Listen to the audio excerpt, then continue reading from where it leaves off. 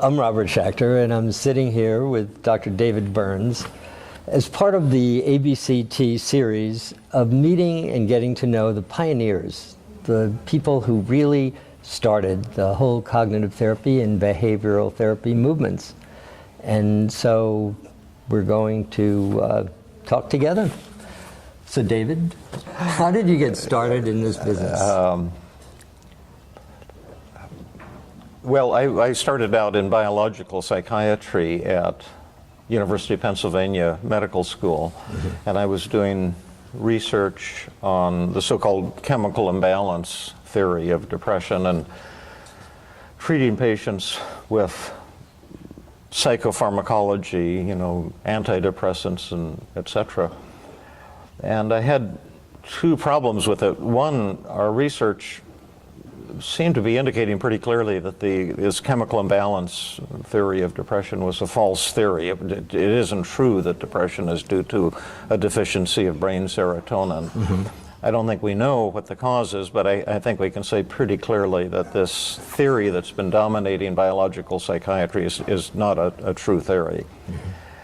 And in addition, I was given out antidepressants, tons of them, to my patients. I had many, many depressed patients, and I saw very few of them responding with complete recovery to antidepressants.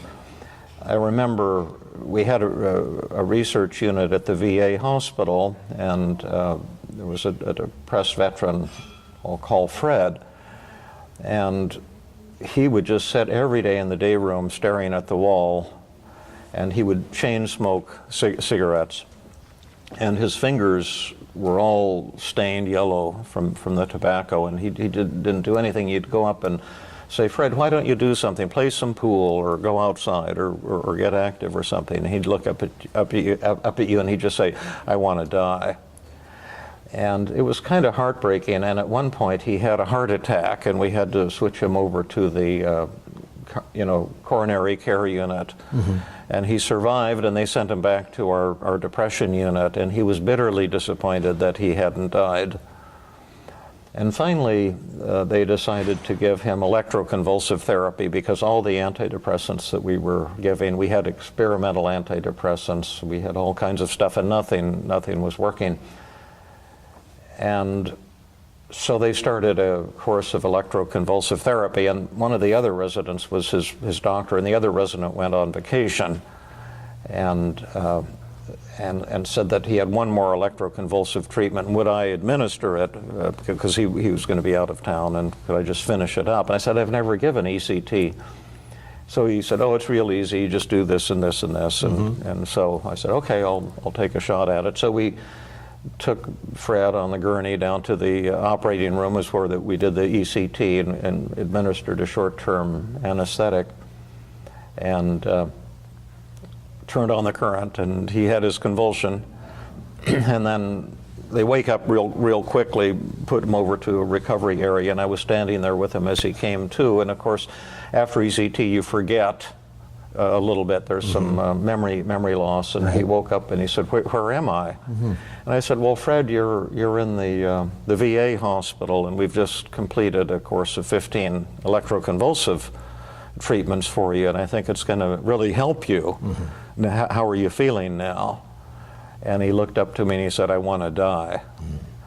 And I just felt kind of crushed, because it wasn't just Fred, it was almost every patient I was treating. We were throwing the book at them from a biological psychiatry point of view, and I had very few who were improving much, and almost none who were going from depression to joy, which is what I wanted. And I was looking around for maybe some form of psychotherapy to supplement this, and the department chairman said, "Well, there's this new thing called cognitive therapy. There's this guy Aaron Beck, and it's based on the idea that negative thoughts cause depression, and you can train patients to think differently, and maybe you should check that out." And I said, "Oh, that sounds so ridiculous." And I've seen Beck, he looks goofy, wears a bow tie, and it sounds like the power of positive thinking, and I know my patients are way too severe for any goofy stuff like that. And the department chairman says, you're probably right, but why don't you go and do this weekly seminar and try it out with some of your patients, and then you can prove to yourself that it won't work. And I said, well, that's not a bad idea. So I started going to his weekly seminar, and he'd always say, there was only about 5 people in the world at that time who were doing or learning cognitive therapy, and I would always describe some real severe patient at the beginning of the seminar. He'd say, does anyone have any really tough patient? I'd say, well, I have this patient who's going to commit suicide tonight if I don't come up with something this afternoon. And they'd say, oh, let's work on David's case. And then I would present the case, and he always had really neat ideas, you know, and then I always told the patient I'm going to present this, and then they say, what did Dr. Beck say? And I say, oh, well, we should try this or this or this. Right. And lo and behold, the technique started working. And I couldn't believe it. And patients that I had been stuck with and who had been depressed for years began to turn the corner on their depression. And I said, wow, this might be for real. And I got deeper and deeper into it, and eventually I gave up. I had a grant to stay on the tenure track to be a full-time researcher. I had a 5-year grant from the federal government to develop a brain serotonin research laboratory at the medical school. And eventually I said, you know, I don't want this. I don't want to do this. This isn't ever going to lead anywhere. And I just sent the money back. And I said, I don't want to stay and be a full-time researcher. Instead, I went into private practice. I stayed on the voluntary faculty. I did volunteer teaching. Right. And I put my energy into learning and then developing cognitive therapy. And it was an agonizing decision at the time because they put tremendous pressure on me not to leave and to stay on the faculty. And I'm so glad that I made that decision. It put my whole life in a different direction, and I've been grateful ever since. Yeah, those directions are very powerful. And so how has your view of cognitive therapy as it is changed since you started? It's changed pretty dramatically. I'm still an enthusiast for cognitive therapy, and I use it every day. But as I got deeper and deeper into cognitive therapy, I found that, just to simplify it, there were kind of 2 categories of patients. There were those who responded really quickly and amazingly. They loved the techniques. I developed some pretty powerful techniques like externalization of voices and the acceptance paradox and the downward arrow techniques, and a lot of really cool techniques. Beck had his techniques too, examine the evidence, and the Socratic method. And there were those patients that they would take to it worked well for them, they would have a dramatic and complete elimination of symptoms. But there were other patients who seemed to fight me and to yes but me. Right. And they seemed almost opposed to getting better as opposed to working together. Often they had borderline personality disorder, but it could have been any diagnosis. And I began to do research, although I was a clinician, collecting data longitudinally from my clinic in Philadelphia over time and measuring things to see if we could identify the ingredients of therapeutic success or failure. What were the things that really caused people to recover quickly, and what were the things that maybe caused therapy to fail? Right. And we isolated some variables and modified the therapy dramatically, and we've come up with something new called team therapy, and you could think of team therapy as cognitive therapy on steroids.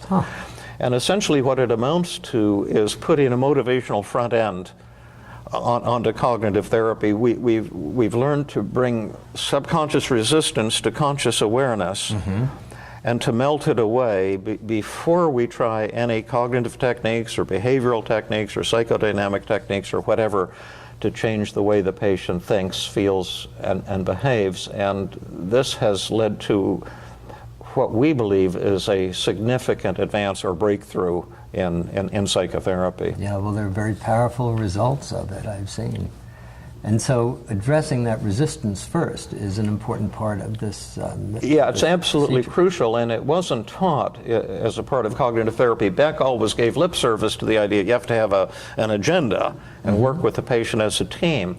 and even people ever since Freud have said, you know, you've got to deal with resistance. But no one ever told me what resistance was or how to turn it around. And that's what we've developed essentially as a new way of categorizing resistance, seeing what we've developed, the 8 most common patterns of therapeutic resistance, and then found ways of bringing them to conscious awareness the first time we work with the patient and then melting them away.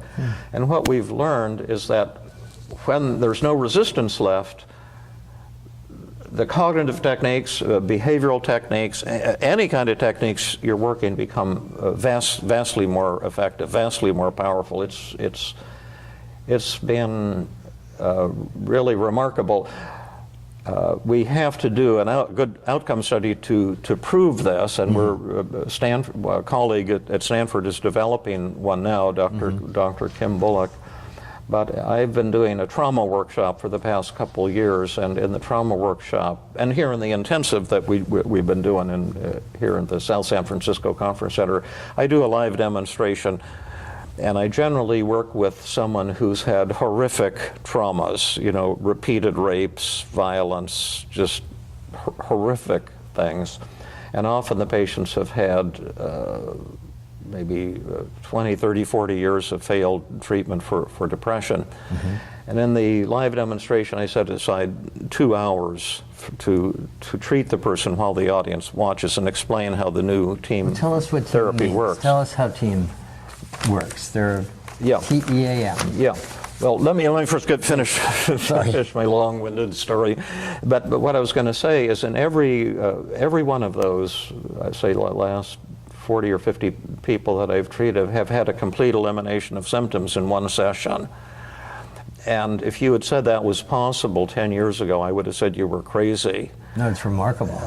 I used to see this occasionally. Now I see it almost every single time I work with somebody, and that's why to me this feels like something new and quite different. Now we can get back to whatever you were saying.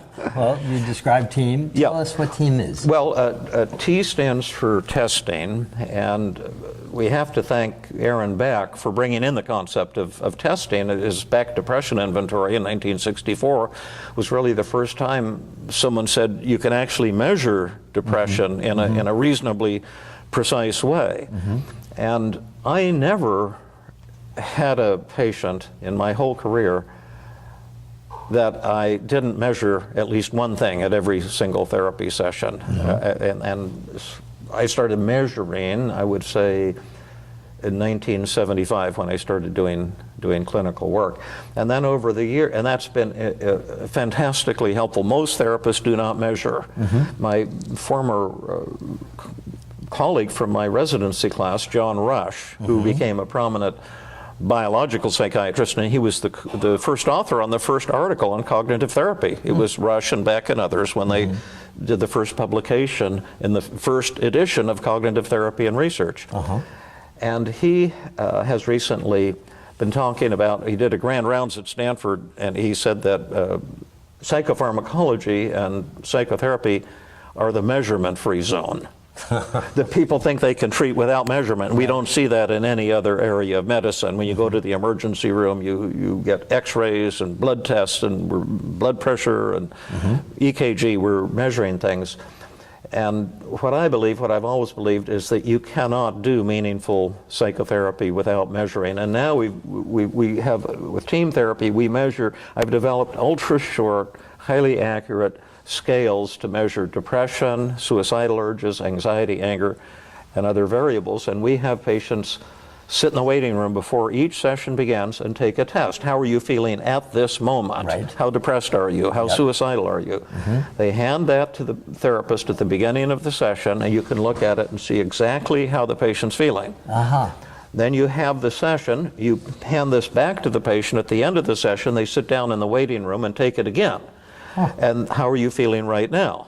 And then you can look at those ratings. The patient goes home, they leave you the test, and you can see exactly how effective or ineffective you were in every session for the first time. It's like having an emotional x-ray machine. Yeah, or you take their emotional pulse before and afterwards. That's right. And so you can really see exactly what and where they are and before and after. Yes, they also rate you on therapeutic empathy, how warm and caring you were. Now, what's the purpose of that? Well, the purpose of all the measurements is the same, that I've done some research to see how accurate are therapists' perceptions of how their patients feel and how their patients feel about them. And the studies and other published studies indicate that therapists' perceptions are less than 10% accurate. The study I did at the Stanford inpatient unit, the therapist perception of depression was only 3% accurate. The perception of suicidal urges was 0% accurate. The perception of the patient's anger was 0% accurate. And what the therapist is guessing the patient feels, but this gives them concrete. This shows you for the first time how they're really feeling and how they feel about you. And the empathy test is so sensitive that most therapists, when they use it, will get failing grades from every patient at every session. Because they're not being empathetic. Yeah, they think they are, but they're not. Their empathy skills, as the Buddha so often said, suck. And therapists think they're very empathic, but their skills really are so poor. When you get that feedback, what is it that you do with it? Well, you process it with the patient, and if you do it with warmth and humility, you can deepen the therapeutic relationship. And if you want to cure the patient or see the patient recover, those numbers are invaluable. That really is. And because once you see what's happening in every single therapy session, you say, wow, I got a 20% improvement. Could I get a 30% improvement? Could I get a 50% improvement? And it's just like in professional sports. We have here Stephen Curry and in the Golden State Warriors, and he's fantastic at shooting three-point baskets. Why is he so good? Well, of course, he practiced, he's got aptitude, he's motivated, but the fact is, he can see when the ball goes through the net. Right. And if he couldn't see that, he never would have improved. So he gets that feedback. The feedback. But therapists can't see when the ball goes through the net because their perceptions of what happens in the session are not the same as the patient's. So it makes it much more accurate, much more in touch with the patient. Yeah, and so if your goal in therapy is to cure people, to heal people, this allows you to see if you're getting that job done. And if you're not, and if your ego isn't so big that you can't tolerate your failure, you start to learn what works and what doesn't work. And that is what really led to the evolution of team therapy. We began to see things that were important to rapid recovery and things that weren't important. So that's the first step. And what does the E stand for? Well, it stands for empathy. And well, everybody's empathetic. Right? Yeah, everyone thinks they are. Carl Rogers said that empathy is the necessary and sufficient condition for personality change or emotional change or whatever.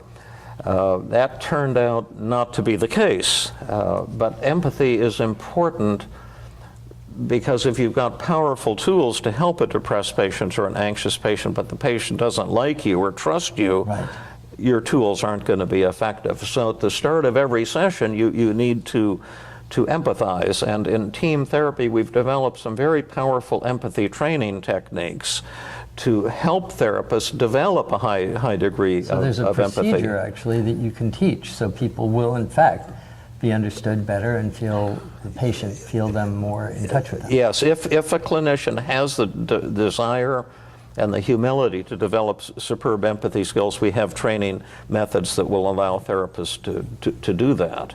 And that's part of this whole system. Yeah, but we don't expect too much from the empathy. I published a study in the Journal of Consulting and Clinical Psychology looking at the causal effect of empathy on recovery from depression. There have been a lot of correlational studies, but the causal analysis is difficult because there's this potential circular causal loop. Empathy could cause improvement in depression, but improvement in depression could lead to better empathy. Oh, that's interesting. And so no one's been able to figure that out. And I worked with a psychologist, Susan Nolan-Hoeksema, and a statistician at Harvard, Professor Gary King. And we did the first causal analysis. Does empathy actually cause improvement from depression? And we reported that the good news is it does have a causal effect, a direct causal effect on reducing depression. The bad news, it was just a small effect.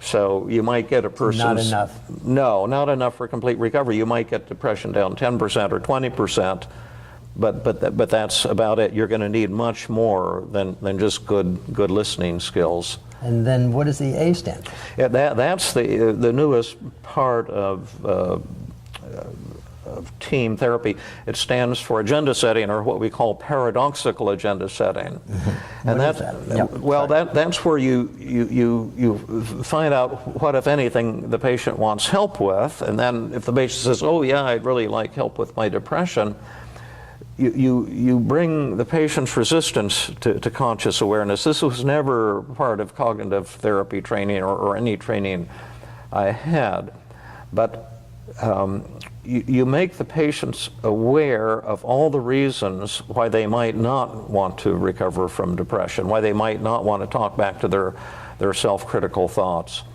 And the reasons are not what most people think. It's in textbooks you say, oh, the person's afraid of change, or they want to feel sorry for themselves, or some such thing.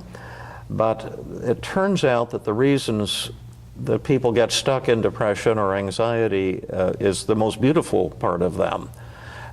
It's an expression of their value system. For example, the depressed patient may be telling himself or herself, well, like the video that I showed at the intensive this year, working with a woman who let her daughter go out and play when she was 12 years old, something she had done every night since her daughter was 4 or 5, and go out after dinner and play. And her daughter said, "Can I go out and play, Mom?" And the mom said, yeah. She was a little unsure and a little late, but yeah, go on out and play. And then there were some boys there who had a high-powered pellet rifle, and they shot her in the face. And it hit on her tooth, and her tooth exploded, and caused, she had to have a tremendous amount of surgery. She was traumatized, had to have years of psychiatric treatment for her depression and trauma. And then the mother, who is a very fine psychologist, attended the intensive and did a live demonstration. We made a video of it. And she had had 9 years now, the mother, of guilt and shame and depression because of her negative thoughts. And she's been telling herself, I never should have let her go out and play. I'm a bad mother. I can never allow myself to be happy because my daughter is still suffering. Blamed herself so much. Yeah, yeah. And then before we helped her turn these thoughts around, I say, suppose we have a magic button, or suppose a miracle happens today. What will happen? What would you hope for in this session? And she said, well, I don't know if it's possible, but if all this guilt and shame and anxiety and depression and hopelessness and rage would disappear. I said, well, we can probably arrange that tonight. Well, I can't guarantee it, but it could happen. I predict it probably will happen. Here's a magic button. If you press this magic button, you'll be instantly cured with no effort. Would you press that button? Sounds pretty good. Yeah, I'll press that button. And then we say, well, I can think of a lot of reasons not to press that magic button. What do these negative thoughts and feelings show about you that's beautiful and awesome? Now, patients had never thought about their symptoms like that. We were trained to think about them as psychopathology, right? Yeah. And so we started making a list, and she had no idea how to do it at first, but she got on board pretty fast, and she said, well, maybe my depression and my self-criticism shows my love for my daughter. Well, that's a good thing. You're 90% depressed. You press the magic button, you'll be happy. Do you want to be happy about the fact that your daughter was shot in the face? Do you see what I mean? Sure, yeah. This sadness that you feel shows something beautiful. Really a sign of her love. Yeah, it's a beautiful thing. And the self-criticism shows that I have high standards. Sure. Oh, do you have? Yes, I have high standards. Have they motivated you? Tremendously. Have you accomplished a lot? A tremendous amount. So let's put, I have high standards. They've motivated me. I've accomplished a lot. You're anxious all the time. You press the magic button, your anxiety will disappear. Oh, so you want to be free of anxiety? Now, what happened the last time you let your guard down? She went out and got shot. The anxiety serves a purpose. Yeah, it's your love for her. You're protecting your daughter. And all of a sudden there's a switch in terms Yeah. of how you see your own feelings. Yeah, that's right. And you suddenly see, wow, all these negative thoughts and feelings that I've been taught by society or some chemical imbalance in my brain is actually the most beautiful part of me. And you sell the patient, you become the patient's subconscious mind and sell the patient on remaining the same. And the paradox is when you do that, suddenly the resistance disappears and the patient wants to change. And then we have this thing called the magic dial. Let's not bring all these to zero. What would be a healthy amount of depression? It's 90%, and your daughter was shot in the face. How depressed would you want to feel? And she said, oh, well, maybe, I don't remember the exact numbers, but maybe 20% would be enough. So they keep enough to represent what that depression really means. Yes, the beautiful. Not enough to feel bad. Yeah, that's right. And so, okay, well, she said, oh, let's lower the depression to 20. And then how anxious would you want to be? How much anxiety do you need to protect your daughter? Oh, well, 15 would be enough. It's 100. Let's lower it to 15. How ashamed do you want to feel? Right. And she said, oh, gosh, shame sucks. Let's put a 0. Do you see? And so now what you're doing, and the patient re-rates every emotion, what would be the ideal amount? And then what you've done, you've made a deal with the patient's subconscious mind. Right. That will lower to this level, but no lower. Right. Now the patient is free to work with you as a partner. They don't need to yes but you or fight with you. Because the resistance is their desire to hold on to that because of what it represents. But yes, and we've honored that. We're honoring that. Then they can let go of it. Yeah, and then we come in with powerful techniques, the conventional things like identify the distortions, the externalization of voices, the acceptance paradox, the paradoxical double standard technique. And what happened with her and what happens with most patients, it took about 45 minutes to get up to this point in the session. Yep. Keep in mind, this is an extended session. We're not going to be limited to 50 minutes. Right. We've got 2 hours. And then it took at that point about probably 10 minutes for her to completely crush the negative thoughts.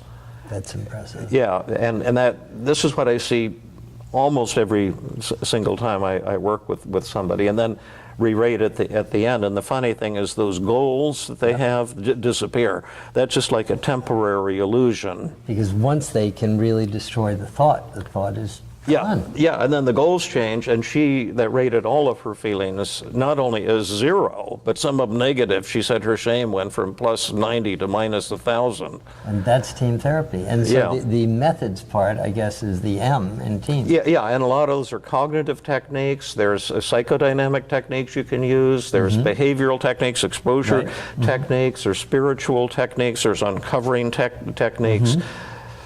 I'm heavily cognitive because of my background in cognitive therapy, but I really use techniques. You can use techniques from any school of therapy. The methods part of the model is not limited to this or that school of therapy. So that's a quick overview, and then at the end of the session you test them again and see how you did. And that's how your work's evolved to this point. Yeah. And so in terms of the research you've done and do, how does that inform your therapeutic approach? Well, it's informed me a lot. Now, I can't promote myself as a heavyweight researcher the way Beck and so many others are. I've been a clinician surviving in private practice, but I've collected data longitudinally over time, and I've used structural equation modeling techniques that allow you to kind of dissect cause and effect relationships out of data collected over time. Right. And the research has helped me in 2 ways. It's shown me what's important and what's not important.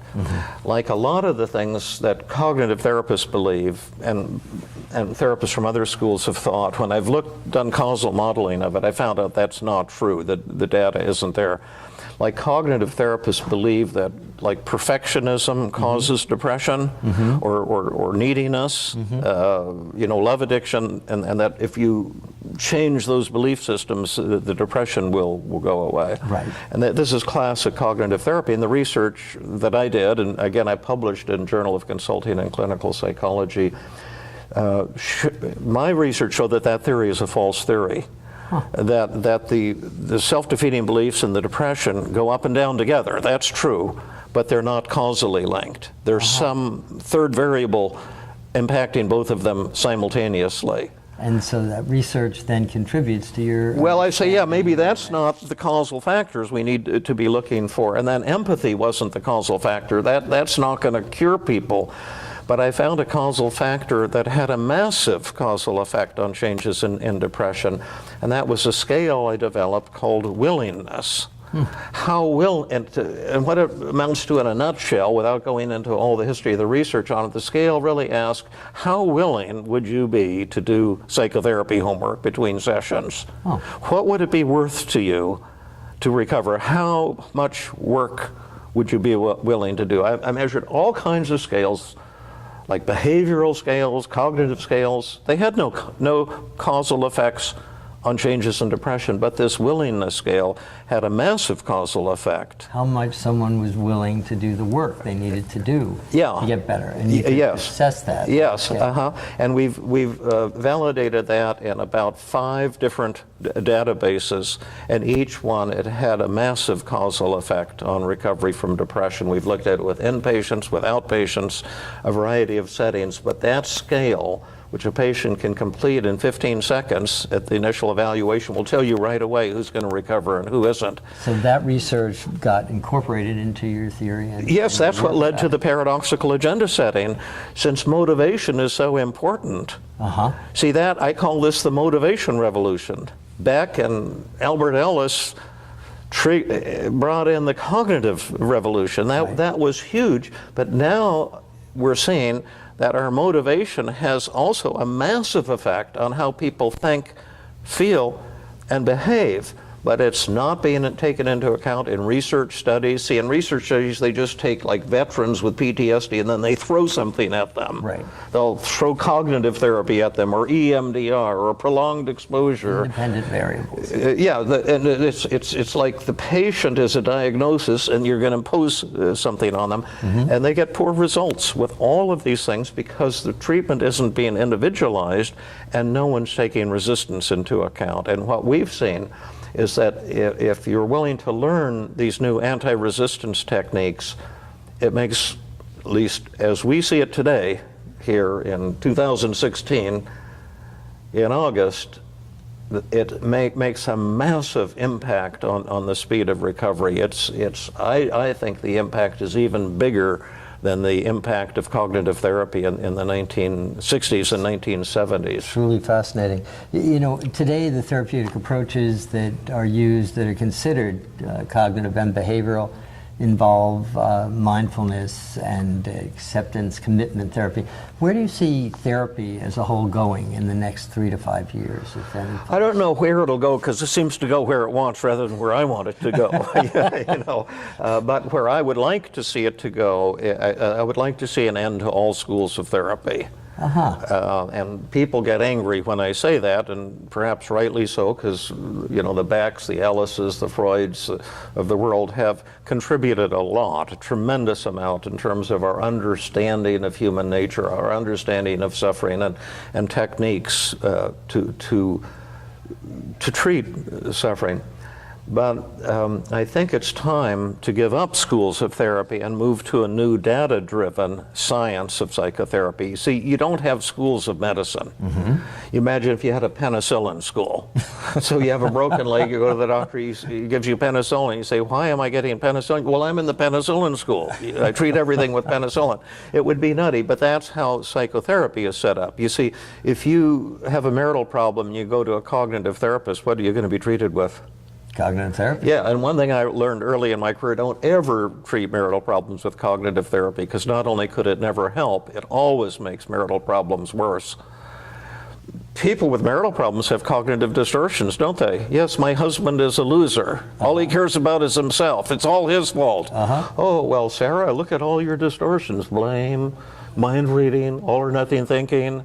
She'll just get pissed off at you. Now she's got two in him. He's a loser of a husband and a loser of a shrink. You need other methods to treat relationship problems.